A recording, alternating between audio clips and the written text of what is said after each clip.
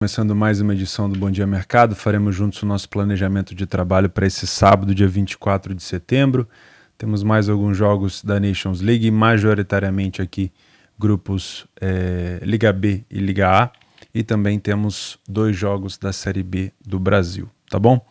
Fica aqui o convite para você se inscrever nesse canal se você não é ainda inscrito e deixar o like no vídeo, que ajuda bastante o YouTube a divulgar para novas pessoas. Se você quiser também partilhar esse vídeo com seus amigos de trade, vamos juntos, tá bom? É sempre muito bacana ter a companhia de vocês por aqui. Não esqueça de participar do sorteio aqui do canal, de uma banca de R$30 oferecida pela Betfair para todos os espectadores aqui do Bom Dia Mercado. O regulamento está no primeiro comentário, o link do PDF de apoio também, tá? E se você não tem conta na Betfair, um bônus de R$200 no primeiro link da descrição. Não esquece também, se você não participa do meu canal do Telegram para acompanhar o meu dia a dia de trabalho, para participar um pouco mais próximo aqui dessa minha caminhada, o segundo link da descrição aqui do vídeo fica o convite, é totalmente gratuito, você pode acompanhar tanto pelo aplicativo quanto pela web, tá bom? Então, nos jogos de seleções, vamos tentar encontrar a escalação das equipes, as motivações, obviamente, de cada equipe, e como a gente já tem o confronto anterior, né? Principalmente aqui nesse jogo da Ucrânia, que a gente tinha um jogo atrasado, agora a gente já tem esse confronto anterior, a gente consegue ter uma noção um pouco maior do que pode buscar cada equipe. Afinal de contas, a gente tem ainda 2 rodadas para fechar essa parte inicial da Nations League. Na Liga A a gente tem classificação para playoff, nas outras ligas a gente só tem mesmo subida e descida de ranking, tá bom? Então vamos começar com Armênia e Ucrânia. A Ucrânia perdeu o seu último jogo fora de casa para o time da Escócia por 3-0, tá, com 2 gols de bola parada, e a Armênia veio também de uma derrota para a Escócia por 4-1. Tá? É engraçado, mas é porque esses jogos estavam atrasados por conta da questão da guerra. Tá? Então, coincidentemente, os 2 times enfrentaram a Escócia, os 2 times perderam para a Escócia nos últimos jogos. Tá? A Armênia perdeu de 4-1 e a Escócia por 3-0, 3 gols de diferença para cada um. Nesse momento, a gente tem a Ucrânia era líder da competição até a 3ª rodada, agora nesse momento a Escócia é líder desse grupo com 9 pontos e a Ucrânia tem 7, ou seja, existe uma necessidade de vitória aqui, porque se a Escócia vencer a Irlanda, que é o próximo jogo que a gente já vai falar, e o time da Ucrânia não vencer aqui o time da Armênia, praticamente acabou aqui para a Ucrânia. Tá? De novo, vamos saber dosar a questão de motivação. Esse é um grupo B, então a classificação aqui é para o grupo A, não tem playoff, não tem título, mas obviamente melhora um pouco o ranking. Tá? O último jogo dessas equipes, vamos dar uma olhada aqui pelo SofaScore para a gente ver como é que foi as estatísticas. A Ucrânia venceu a Armênia por 3-0, uma odd começando a 1,17, tá? Foi uma odd bem baixa, mas a Ucrânia correspondeu em campo com uma pressão muito grande. Não foram gols no primeiro tempo, tá? Os gols da Ucrânia acabaram saindo no segundo. No primeiro tempo a gente teve 3 finalizações fora da baliza aqui da Armênia. A Ucrânia conseguiu finalizar bastante, teve uma grande chance aqui. E os gols só foram sair no segundo tempo. No segundo tempo a gente teve uma pressão um pouco maior aqui da Ucrânia. A Armênia também chegou em alguns momentos, mas não teve nenhuma grande chance. E a Ucrânia acabou vencendo por 3-0, gols do Malinovski, do Karavaev e do Mikolenko. Tá? Dos que estavam contra a Escócia, que eu me lembro mais da participação foi do Malinovski, que foi uma partida bem abaixo, para ser sincero. Tá? Então a gente tem uma seleção da Armênia, que nesse momento é a última colocada do grupo aqui. A briga da Armênia é só contra o rebaixamento, não tem nenhuma ambição, não tem nenhuma condição aqui, na minha opinião, de disputar o primeiro lugar com a Escócia. Então a briga é contra provavelmente a Irlanda, ou até mesmo contra a Ucrânia, não sei, na última rodada, para escapar do rebaixamento. Os resultados da Armênia são bem ruins. O primeiro jogo ela acabou vencendo contra o time da Irlanda, mas depois veio de 3 derrotas seguidas. Na minha opinião, continua bem favorito o time da Ucrânia aqui. O que vai mensurar esse jogo como possibilidade de trabalho ou não é a intensidade da Ucrânia. A Ucrânia contra a Escócia fez um início de jogo muito bom e depois acabou... assim, a qualidade da Ucrânia ela é pelos lados, tá? O time tá sem o Zinchenko, se eu não me engano ele tá com algum problema, não jogou o último jogo. A qualidade da Ucrânia é muito pelos lados, tem principalmente o Yarmolenko pela direita, apesar dele utilizar muito a perna esquerda. Ele é muito bom, ele é um refúgio e um refúgio do goleiro para poder sair da pressão. Geralmente a Ucrânia sai da pressão com um chutão para o Yarmolenko. Tem agora o Mudryk, né, aquele jovem jogador do Shakhtar, pela esquerda, então a gente tem 2 belos pontas jogando. Só que, na minha opinião, falta um jogador de meio campo na Ucrânia para distribuir essa bola. E isso ficou visível contra a Escócia. A Ucrânia não tinha saída de bola, né? Então você acaba vendo a Ucrânia com um poderio maior ofensivo, muito quando ela joga com uma equipe mais fraca, que só se defende, que não foi o caso da Escócia, que deve ser o caso da Armênia. E muito também quando ela está na frente do placar, porque ela consegue usar esses 2 pontas em velocidade em cima de uma linha mais alta. Então, a situação da Ucrânia, quando ela tem que se defender para sair jogando, em alguns momentos, quando ela já está em vantagem, é bom.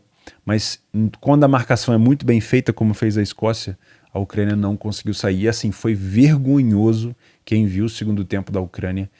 A Ucrânia não conseguia passar do meio campo. Foi vergonhoso. Não conseguia reter a bola, não conseguia tocar a bola, não conseguia fazer uma tabela, porque a Escócia não deixou. Tá? Óbvio. Tem mérito da Escócia, mas muito demérito também aqui da Ucrânia. Na minha opinião, esse jogo vai passar pelo comportamento da Armênia. A Armênia precisa vencer para tentar escapar do rebaixamento, né? Imaginando que a Escócia deva vencer a Irlanda, ou deva ser um jogo ali talvez de empate, a Armênia precisa vencer. Se a Armênia tiver em desvantagem no placar, eu acho que é um jogo interessante para a gente ficar de olho em gols, porque a Ucrânia vai conseguir desempenhar o seu papel de contra-ataque. De contrário, eu acho que pode ser um jogo difícil aqui, porque a gente vai ter uma Ucrânia com uma odd de 1,50, uma odd relativamente fora de casa baixa, não apresentando um bom futebol, mas pelo menos ainda tem um fator motivação, que é buscar a Escócia esse primeiro lugar do grupo.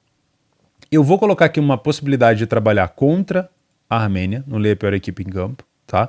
Mas o meu interesse maior aqui são os mercados de gols. Que eu acho que se a Ucrânia estiver na frente, mesmo que eu não pegue esse primeiro gol da Ucrânia, se é que ele vai sair, que pelo menos eu tente buscar os espaços para trabalhar gols. Lembrando, a Ucrânia tomou 2 gols de cabeça, a gente pode dar uma olhada aqui no PDF de apoio, já está atualizado com esses dados da Nations League, foram 2 gols de cabeça para a equipe da Escócia. Tá? Então toma um pouco de cuidado. A gente tem uma Ucrânia também finalizando muito bem de fora da área. Tá? Isso é um fator interessante. Beleza? Então eu vou ficar de olho nessas 2 situações. Talvez o back, a Ucrânia não encaixe para mim. Né? Apesar do primeiro jogo a gente ter visto aqui uma Ucrânia dominante, talvez dentro de casa a Armênia consiga se impor um pouco mais. Então talvez esse lei Armênia, se essa imposição não acontecer, pode entrar. Mas eu estou de olho mais aqui no mercado de gols. Eu vou falar de novo desse grupo, para a gente não ficar pulando de grupo em grupo, para ficar mais fácil aqui com a Escócia e a Irlanda. Esse jogo já acontece um pouquinho mais tarde, às 15h45, tá? A Escócia dentro de casa com uma odd de favorito, mas aqui é um jogo muito físico, é um jogo muito truncado, tá? Se a gente for ver como é que foi o primeiro jogo entre esses dois, tá aqui, ó. Foi um 1-0, bem xoxo mesmo. Foi 1-0 não, desculpa, foi um 3-0 para a Irlanda, mas foi um jogo bem xoxo, a gente consegue ver a quantidade de intensidade aqui muito abaixo. Por quê? Porque são 2 equipes físicas, tá? Isso eu tinha comentado já no jogo contra a Ucrânia. O estilo de jogo da Escócia é muito físico, não tem muita qualidade pelo chão, é um jogo muito aéreo e é bem parecido com o da Irlanda, tá?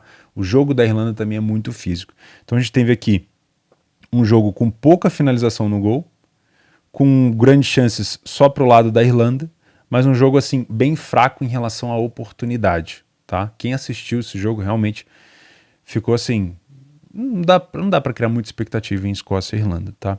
Nesse momento, com a condição do grupo, a Escócia é líder, a Escócia joga, obviamente, pelo menos por um empate, tá? Pelo menos por um empate.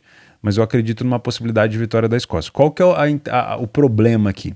Primeiro, a Escócia vai ter como arma a sua bola aérea. Só que a Irlanda tem uma bola aérea, se eu não me engano, ainda melhor do que o time da Escócia, tá? Porque é a grande arma da equipe. Todo escanteio vira praticamente um pênalti aqui para a Irlanda.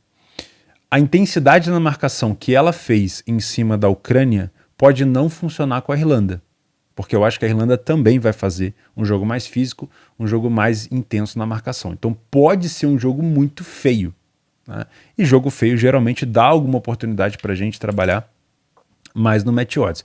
Quando são equipes assim bem parelhas, e eu acredito que é um jogo bem parelho, a gente pode ter oportunidade aqui nas bolas paradas. Como eu falei, é um jogo que pode se decidir por detalhes, tá? Então eu coloquei aqui uma correção de preço para trabalhar. Não vou, apesar do 3-0 no primeiro jogo, não estou afim de trabalhar gols aqui. Acho que são equipes com qualidades com a bola bem duvidosas, mas pode ser um jogo para correção de preço. Lembrando, se a Escócia estiver na frente do placar, a Escócia mostrou para a gente contra a Ucrânia que consegue sim contra-atacar, que consegue ser uma equipe bem forte quando está na frente. E óbvio, vai ter o apoio da torcida.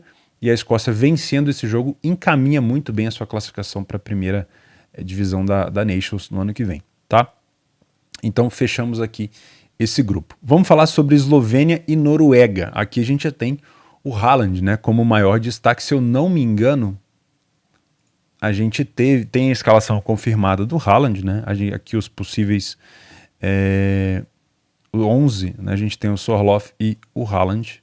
Sorloth da Real Sociedad e o Haaland aqui do Manchester City, tá?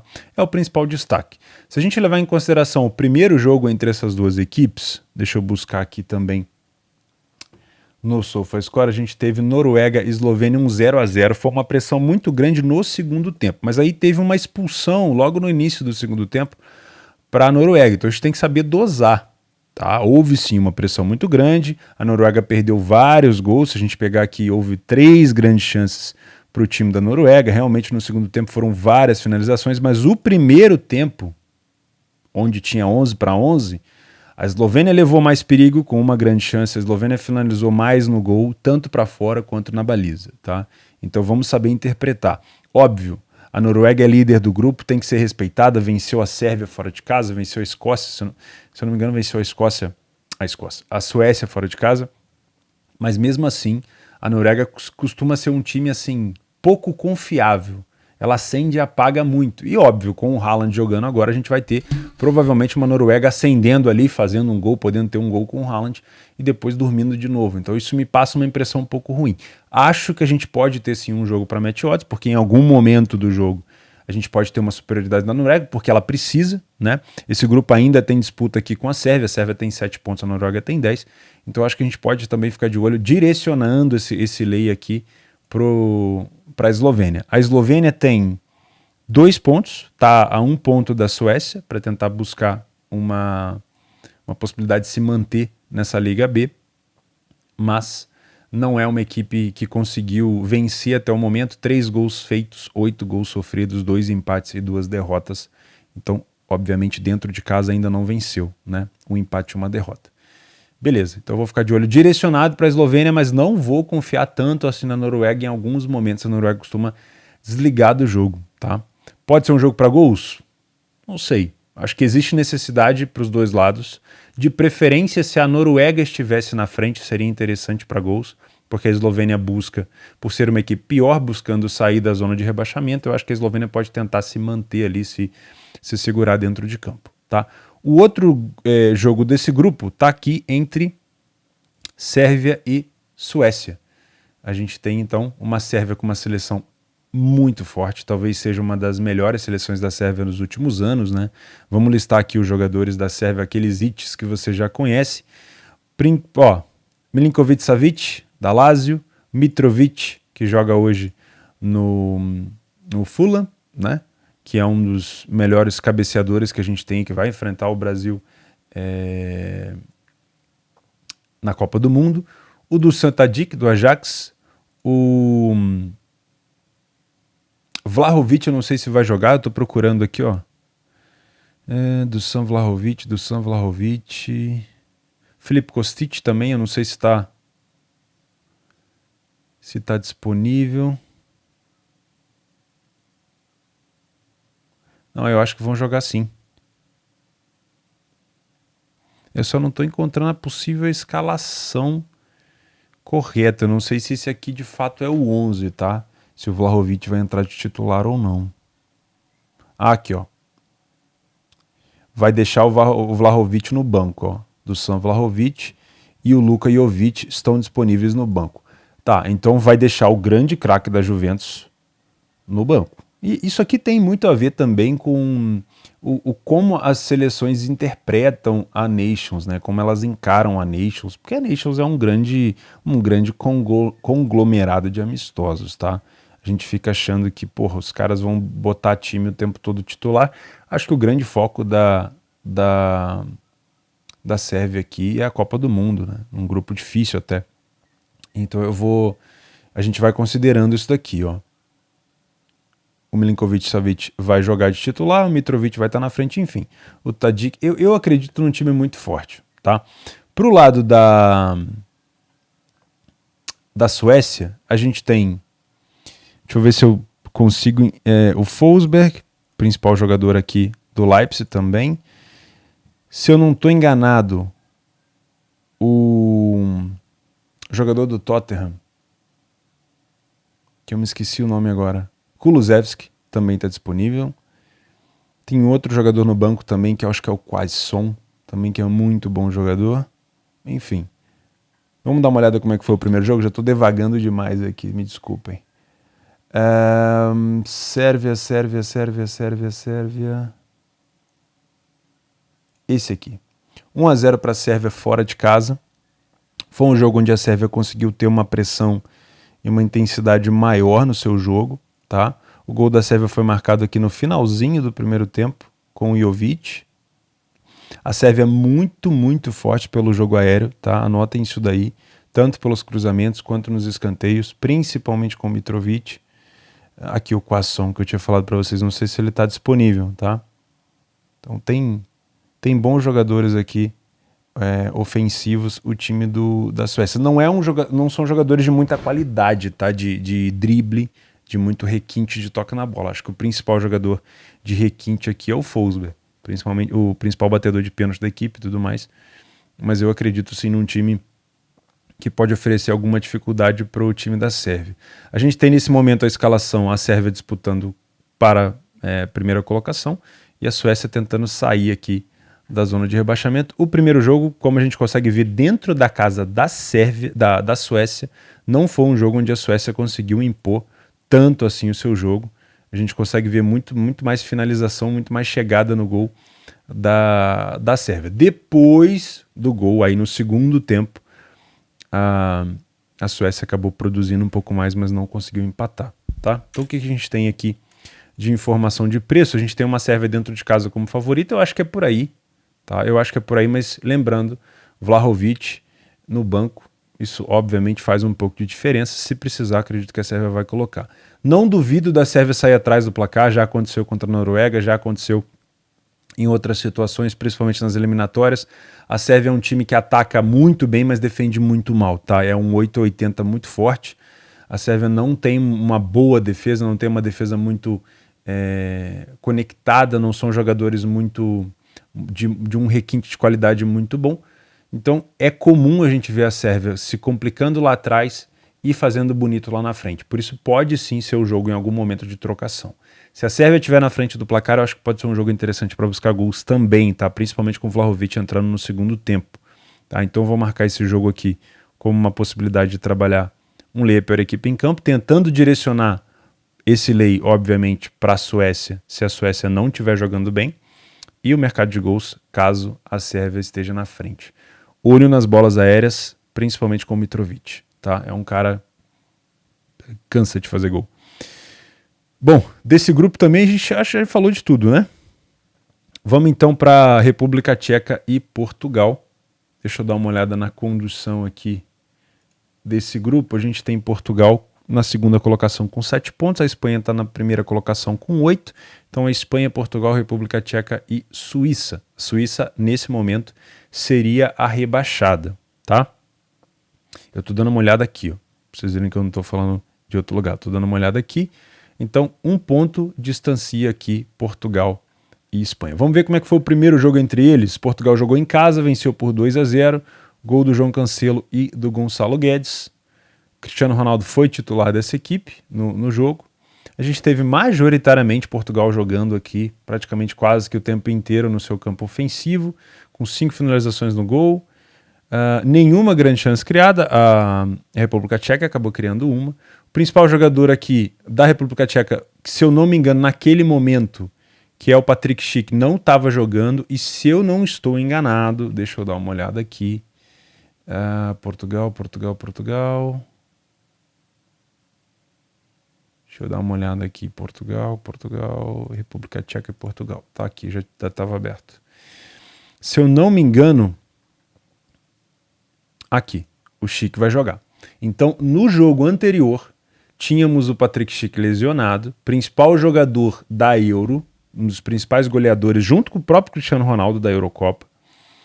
E a gente teve o Patrik Schick agora retornando, principalmente ao Leverkusen, ajudando bastante o Leverkusen agora nesse início de temporada, e também a sua seleção da República Tcheca. Então, isso mostra um crescimento ofensivo da República Tcheca, e a gente pode, obviamente, esperar um pouco mais de gol por aqui. Tá? O time de Portugal não deve ter uma mudança tão considerável. Acho que o Rafael Leão deve jogar como possível titular por aqui. Tá? No outro jogo, ele entrou aos 80 minutos. Eu acho que ele provavelmente deve ser aproveitado como titular aqui. Está jogando muito no Milan. Na minha opinião, a gente tem uma tendência de olhar para a República Tcheca com uma maneira um pouco pejorativa, já querendo fazer lei a eles, porque Portugal precisa da vitória. Porém, muito cuidado com esse jogador chamado Patrik Schick, principalmente pelas bolas aéreas, tá? Eu acho que a República Tcheca pode sim causar uma dificuldade para Portugal. Eu vou direcionar, obviamente, esse jogo, se eu for trabalhar mais para o lado da República Tcheca. Vou procurar algumas janelas de superioridade de Portugal para estar tentando corrigir esse preço da República Tcheca, mas muito cuidado com o Patrik Schick, que é um grande jogador, tá? O Tomáš Souček também, não sei se está jogando, também é um bom jogador por aqui. Tá aqui, ó, Tomáš Souček joga no futebol inglês, então, enfim, tomar um pouco de cuidado com Portugal. Não sei se seria um jogo para gols aqui, acho que tem algum resquício se Portugal estiver na frente, mas eu acho que eu vou ficar mais de olho aqui no Match Odds, tá? Talvez, olhando pela perspectiva de que o Rafael Leão vai jogar como titular, uma possibilidade, tá? É uma possibilidade aqui desse site que eu tô dando uma olhada. Pelo lado esquerdo, a gente vai ter talvez um buraco ali se a República Tcheca estiver atrás do placar, lembrando que a República Tcheca briga contra a Suíça, contra o rebaixamento, então pode ser que a gente tenha também aqui um jogo tendendo para gol se Portugal estiver na frente, tá? Mas é aquela coisa, saber dosar a expectativa dos gols. E para finalizar, a gente tem Espanha e Suíça. A Espanha é líder do grupo com 8 pontos e a Suíça aqui é a última colocada. O último jogo entre eles, a gente teve um domínio praticamente completo aqui da Espanha. Dá para dizer assim, a Espanha finalizou 3 vezes no gol. As grandes chances foram uma para cada lado, então a gente tem um gráfico do SofaScore talvez um pouco enviesado, né? O gol da Espanha foi marcado pelo Sarabia e a gente tem uma Suíça precisando vencer. Tá? Os principais jogadores da Suíça a gente já conhece. O Noah Okafor, se eu não me engano é assim que fala, do Salzburg, ele não vai jogar, se não me engano está com um problema dentário. Pelo menos é o que eu vi aqui, ó. Espanha e Suíça, a gente tem aqui, ó, Noah Okafor com problemas dentários. Exatamente, é um bom jogador, tá? Um bom jogador. Então aqui a gente deve ter o Seferovic, o Embolo, o Shaqiri, Xhaka, Freuler da Atalanta. Enfim, é um bom time da Suíça. Tá? Não vive uma boa fase, mas é um bom time da Suíça. Na Espanha a gente vai ter o Torres, Morata, o Sarabia, o Koke, Busquets, Gavi, Alba, Torres, Garcia, Carvajal e Simon. Tá? Então um time que praticamente repete ali aquele primeiro time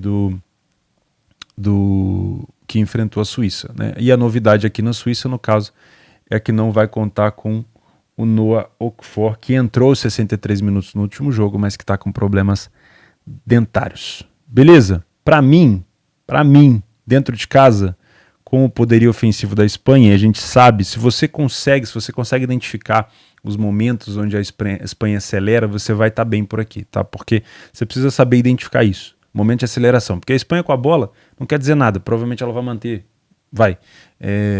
70, 75% de posse de bola, isso é comum, tá? A Espanha fazer. O que a gente precisa entender aqui e interpretar é o momento de aceleração. Então eu acho que dá para tentar buscar em algum momento aqui um backspin, tá? Se você souber interpretar essa aceleração, isso aí a gente só consegue observando, obviamente, o jogo, para tentar encontrar aqui um momento certo para estar dentro do mercado. A Suíça não vive um bom momento, apesar de ter bons jogadores, né? A gente teve o auge ali da seleção suíça alguns anos atrás, deixou de ser uma seleção só defensiva e passou a ser uma seleção muito ofensiva também, muito forte. Os últimos jogos aqui da Suíça, a gente tem uma vitória contra Portugal e uma derrota contra a Espanha. Depois teve derrota para Portugal, derrota para a República Tcheca, empate com o Kosovo, derrota para a Inglaterra, ou seja, não vive mesmo uma boa fase. Mas, lembrando, a Espanha, você tem que saber identificar os pontos de aceleração. Existe necessidade da Espanha pela liderança do grupo e existe necessidade da Suíça para escapar do rebaixamento, tá? Vou deixar só mais um comentário sobre a Nations, que é esse jogo aqui do Israel com a Albânia. É um grupo que acaba tendo assim uma complicação, porque a Rússia está aqui, os jogos da Rússia foram cancelados e tudo mais, mas o último jogo entre eles, deixa eu pegar aqui, Israel, cadê? O último jogo entre eles foi 2-1 para Israel.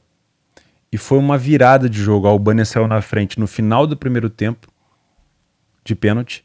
Israel virou aos 57 e aos 73 com gols do Manor Salomão. E eu deixo aqui uma dica para vocês ficarem bastante de olho no mercado de gols desse jogo, tá? Por quê?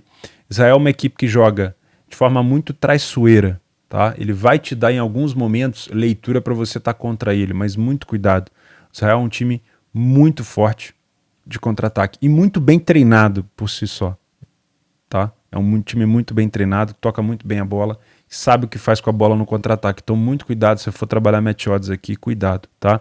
O Israel está na liderança do grupo com 3 pontos. Aqui, como a gente tem a Rússia já praticamente, né, provavelmente a ser rebaixada, não está jogando. Então é Israel e Islândia a disputa. A Albânia ainda tem alguma chance, mas é bem remota, tá? Então ficaria de olho no mercado de gols aqui. Vamos fechar com Série B? A gente tem o Ituano e Brusque. O Ituano, uma equipe que... Nossa, o Ituano é super parelho. 10 vitórias, 11 empates e 9 derrotas. Impressionante. Joga com o Brusque, que não vive uma boa fase. O Brusque impressionante, né? No ano passado o Brusque disputando lá em cima e dessa vez, vocês não estão conseguindo ver aí, mas 2 vitórias nos últimos 10 jogos e 1, 2, 3, 4, 5, 6 derrotas.